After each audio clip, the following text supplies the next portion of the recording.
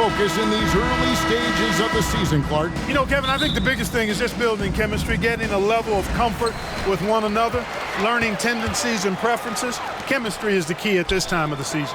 A look at the Magic starting group. Outside the wings are Suggs and Wagner. Banchero and Carter make up the inside pair. And it's Anthony in at the point guard. Now here is Carter. And there's a whistle. That's going to go on Walker Kessler. That is his first foul of the game. It's close, but, you know, didn't get on balance quick enough. Yeah, and as quick as players are at this level, in this day and age, I mean, you've got to be perfect in your anticipation to draw the charge. Here's Banchero. 5 on the clock. Buries the long-range jumper. And that's how Banchero creates driving lanes. That shot right there, knocking it down, opens the floor for him. Well, the Utah Jazz, GA, have one of the highest win percentages in NBA history. And they're probably the greatest franchise to never win a championship. They made the finals twice. Unfortunately, they had to face Jordan and the Bulls both times.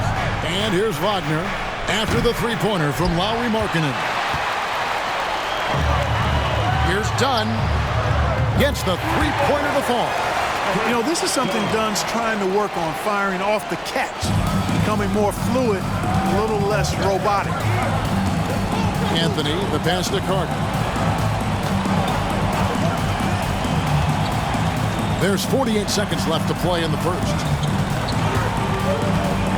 Suggs dishes to Anthony. Wagner wide open.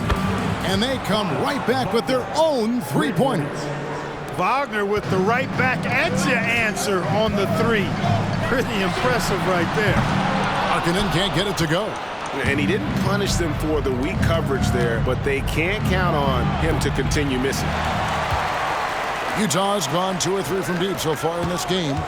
Here's Agbaji. Goes up and lays it nice and easy. And Markkanen, the big fella, has nice court vision, solid at finding open teammates. Banchero with the ball. 11 points last game. Here's the three. The shot missing. And still a close game as the first quarter comes to a close. Utah out in front. They lead by 2. And don't go away. We'll be back with the action for the...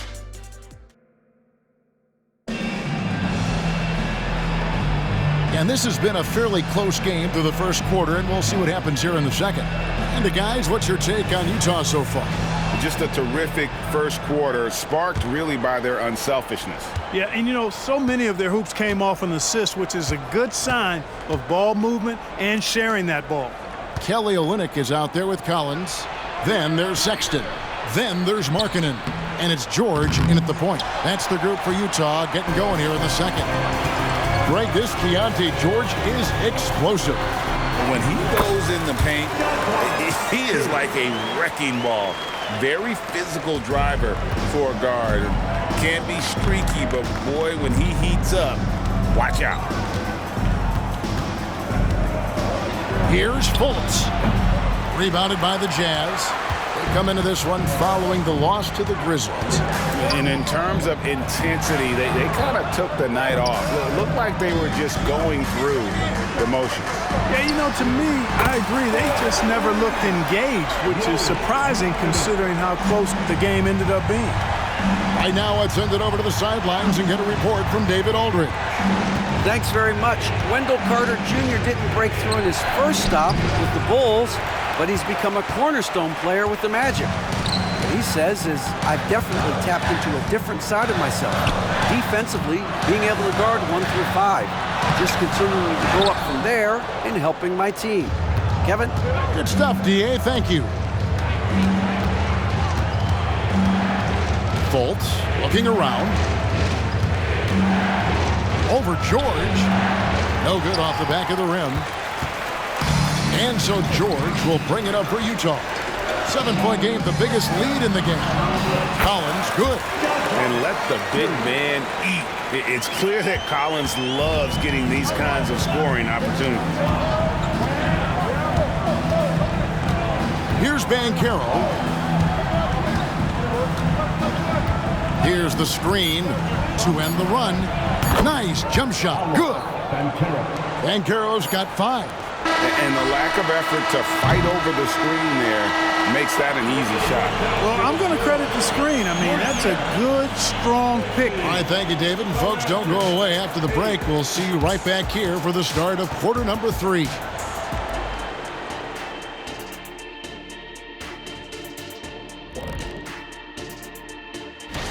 Look here now at Utah. They've looked okay early on, but it's going to take a lot of work to get this team to the next tier. And now coming back to this game, a strong first half for the Utah Jazz. It just kind of looks like they can do anything. And that is a wrap.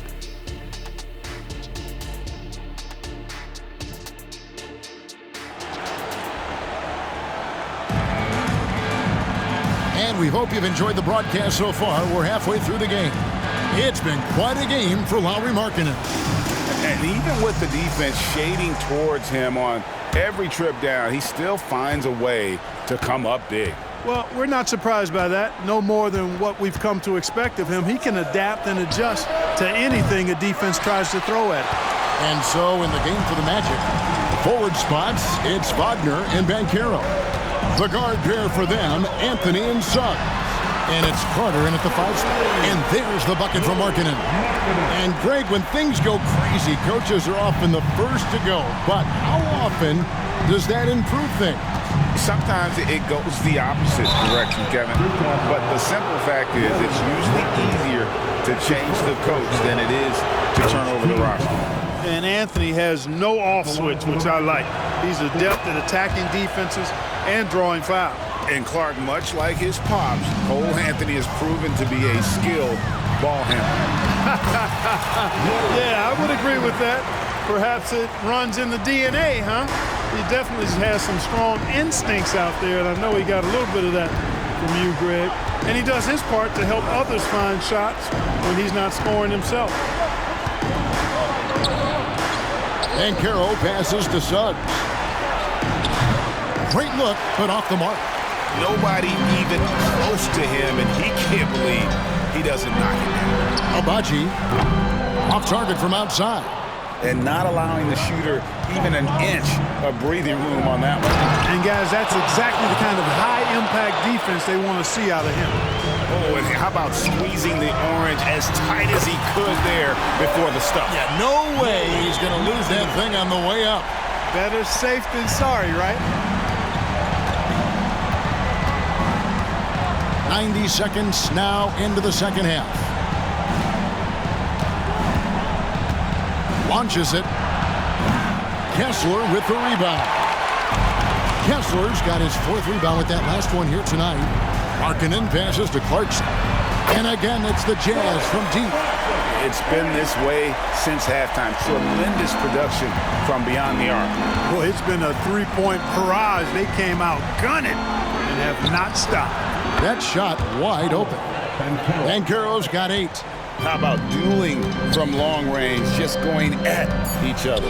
Looks to me like there could be something personal taking place here. And here at the end of the 3rd quarter, it's a double-digit ball game. Jazz lead by 11. And we're just moments away from the start. And let's take now this moment to bring up our State Farm assist of the game. And definitely deserving of the prize tonight. How about the read he made here? Looking like a point guard. Put the pass right on the money. Terrific versatility coming from a big man. Not something that the majority of big guys possess. And with the 4th quarter upon us, time is running out for this game to become competitive. They've got Walker Kessler. Clarkson is out there with Dunn. Then there's Markkanen. And it's Abaji in at the 3. That's the group right now for Utah. And it goes out of bounds. That one's off Anthony. Boy, that looked like a failure to communicate. You hate unforced error. Jazz leading by 13. Markkanen kicks to Clarkson. Looking for Markkanen. He gets it there. Count that one as his 7th make in 8 attempts. A scorching 88%. So much fun watching Markkanen catch fire like this. He's a capable, efficient scorer who does it at a high rate. Anthony's shot is off. Utah has gone 6 of 8 on three-pointers in the game, an outstanding 75% mark. Coming out here tonight and making a statement. Really good work all around for the Jazz. Tonight, they did a great job of getting everyone involved. They had the good passing, and that led to some open shots. Solid play, definitely, Kevin. And every win important. And this one will go down as win number 3. And when you play a team twice like these two will this season, always nice to get a win in that first battle. They'll go up 1-0 in the season series against the Magic.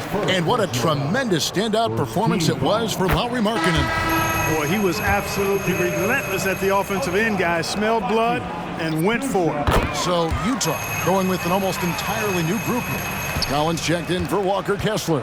Kelly Olynyk comes in for Lauri Markkanen. Sexton, he's checked in for Jordan Clarkson. And Talen Horton-Tucker subbed in for Chris Dunn. They get it again. Makes it off the glass. Excellent activity and timing on the offensive glass. That's how you get extra possessions. Horton-Tucker, the pass to Sexton. In the corner, Collins with it. He sticks that one in from 20 feet away. And the Jazz lead by 17. And you can sense that these fans, these players, they are ready to celebrate. And I think they can start that celebration right now. I mean, what a terrific team victory. 4 seconds separating the shot and game clocks. And a lot of players might have passed that shot up. Not Collins. He stays aggressive and draws the foul. And the first one drops. And so Collins nails both of them. 16 seconds left in the fourth quarter of this one. Here's Black. Utah foul on Tecchio. That's his first personal foul. First team foul. Substitution on the court. 7 seconds left to play in the final quarter. And here's Fultz. And so it's Utah easily grabbing the win. They poured it on tonight. Dominant showing in front of a crowd that loved every minute of it. And, you know, this game could really be a defining one for what they can do when they are playing at their best. I mean, being here at home.